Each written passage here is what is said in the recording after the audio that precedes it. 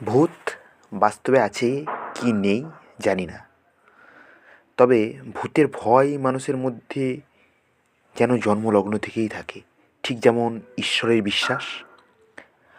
আজ ভূতের নয়, বরং সেই ভয়ের গল্পই তোমাদের বলবো।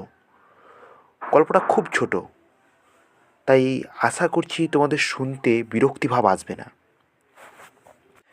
নমস্কার, আমি সুমন চৌধুরী, আর আজকে তোমাদের যে গল্পটা শোনাবো তার নাম ভয়ের ভূত। সময়টা শীতকাল। আমাদের গ্রামে ছিল 3 বিখ্যাত মাতাল।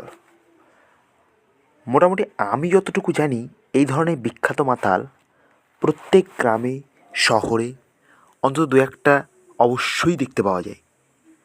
আমাদের গ্রামটাও সে বিষয়ে কোনো ব্যতিক্রম নয়।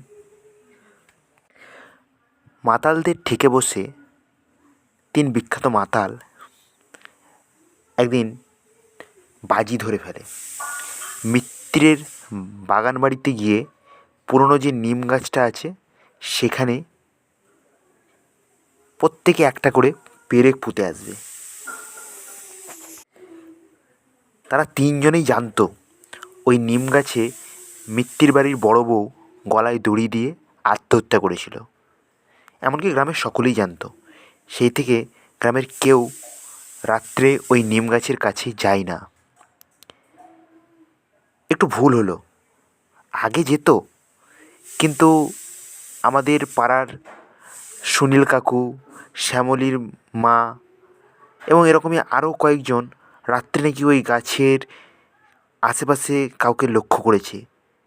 কখনো কখনো গলায় দড়ি দেওয়া কোনো সধবা মেয়েকে ঝুলতে দেখেছে। এবং প্রত্যেকেরই প্রায় এটাই সন্দেহ, ও নাকি মিত্তির বাড়ির সেই বড় বউ। এইসব ভয়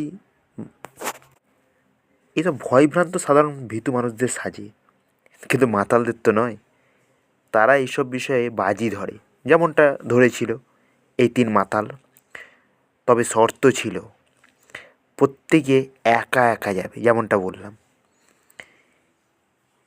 যে পেরেক পুঁতে আসবে তাকে বাকি 2জন মিলে তাদের প্রিয় অমৃত খাওয়াবে। আর যদি 2জনে পুঁতে আসে তবে 3য় জন সে ব্যবস্থা করবে। 3জন পারলেই কোনো কথাই নেই। তবে হ্যাঁ, মদ খেয়ে গেলে চলবে না। সেই শর্ত মতোই তারা প্রতিযোগিতা শুরু করে। প্রথমে যায় খেনু। পেটে জল পড়লে খেনু অনেকটাই সাহসী হয়ে ওঠে, কিন্তু এইখানে তো শর্ত ছিল অন্যরকম। তাই মনে তেমন সাহস জোগাতে পারছিল না বেচারা। নিম গাছটির কাছে পৌঁছতে না পৌঁছতেই মনে হাজার ভয় এসে জায়গা করে। খেনু আর এগোতে পারে না, সোজা উল্টো দিকে দৌড়। আর সেই দৌড় একেবারে নিয়ে গিয়ে ফেলে তাদের ওই আড্ডার জায়গায়। ভুলু জিজ্ঞেস করে, কিরে, পেরেক পুঁতে এলি? আমতা আমতা করে উত্তর দেয়, না না ভাই, পারিনি। তবে আর কি, তুই বস, যা ছাদা, তুই যা। খেনুর চোখ মুখ দেখে ছ্যাদার মনেও ভয় আসে, কিন্তু না গিয়ে এভাবে ভয় প্রকাশ করলে তো লজ্জায় মুখ থাকবে না। তাই মনে খুব সাহস নিয়ে কোনো দিকে না তাকিয়ে সোজা নিম গাছের দিকে চলে। মাতাল মানুষ হলেও কী হবে, আতঙ্কে মুখে রাম নাম জপ করতে থাকি। আর ঠিক জপতে জপতেই নিম গাছের সামনে এসে পৌঁছায়। ভয়ে তার হাতটা দ্রুত চলছিল, আর তার হাত কাঁপছিল। সেই কাঁপা কাঁপা হাতেই পেরেকটা পুঁতে দেয়। কিন্তু অভাগা যেদিকে যায় সাগর শুকায়ে যায়, ঠিক সেই অবস্থায় পেরেকের সঙ্গে নিজের গায়ে জড়ানো চাদরটাও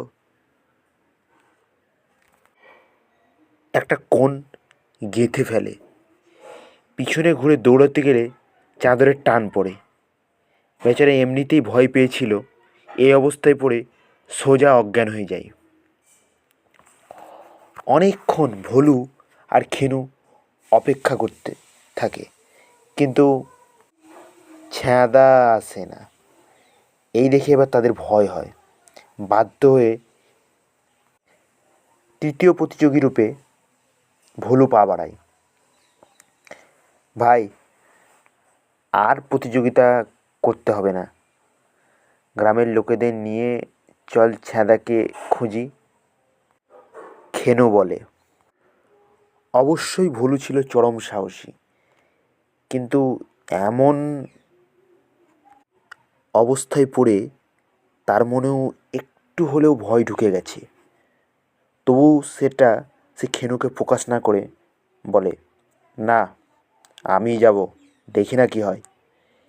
এরপর কিছুটা এগিয়ে চারপাশে একটু দেখে নেয় খেনু আর বাকি মাতালের দল কেউ দেখছে না তো। তারপর এক বোতল একদমে টেনে নেয়। এরপর আর কি, ধীর পায়ে এগোতে থাকে মিত্রের বাগানের দিকে। পৌঁছতেই নেশা মাথায় উঠে বসে ভোলুর। আর কি, ভূত প্রেত দৈত্য দানব সব এখন এক। নিম গাছের কাছে এসে দেখে ছ্যাদা গাছের নিচেই অজ্ঞান হয়ে পড়ে আছে, আর চাদরটা গাছে আটকানো। এরপর সামনের পুকুর থেকে জল এনে ছ্যাদার মুখে ছিটায়। জ্ঞান ফিরেই বলে ওঠে, জানিস ভাই, আমাকে পিছন থেকে ভূতে ধরেছিল। এরপরই রাম নাম জপতে শুরু করে ছ্যাদা, রাম নাম রাম নাম রাম নাম করে। ভোলু বলে, ওরে থাম থাম, ভগবান ভগবান কি করবে যখন ভূতই ছিল না? তুই চল আমার সঙ্গে, ঠিকে বসে সবটা বলছি। আসলে কথাটা শুনেই ভোলু বুঝতে পারে যে ছ্যাদার সঙ্গে আসলে ঘটেছিলটা কী। এরপর ঠেকে বসে সবাইকে ব্যাপারটা বুঝিয়ে খুলে বলে। ছ্যাদা কীভাবে নিজের চাদর গেঁথে দিয়ে নিজেই ভেবেছিল ভূতে তার চাদর ধরে টেনেছে, কিন্তু সে নিজেই ভুলে যায় তার মুখ থেকে মদের গন্ধ আসছে, যে গন্ধটা প্রথমে খেনু, ছ্যাদা এবং আস্তে আস্তে সকলেই ধরে ফেলে। ব্যাস, আর কি, বেচারা ভুলু লজ্জায় পড়ে যায়। এক কথায় শর্ত কেউই পূরণ করতে পারেনি, কিন্তু স্বীকার করে ভূতের থেকেও ভয়ানক ভয়। ভালো লাগলে লাইক, কমেন্ট এবং সাবস্ক্রাইব করুন।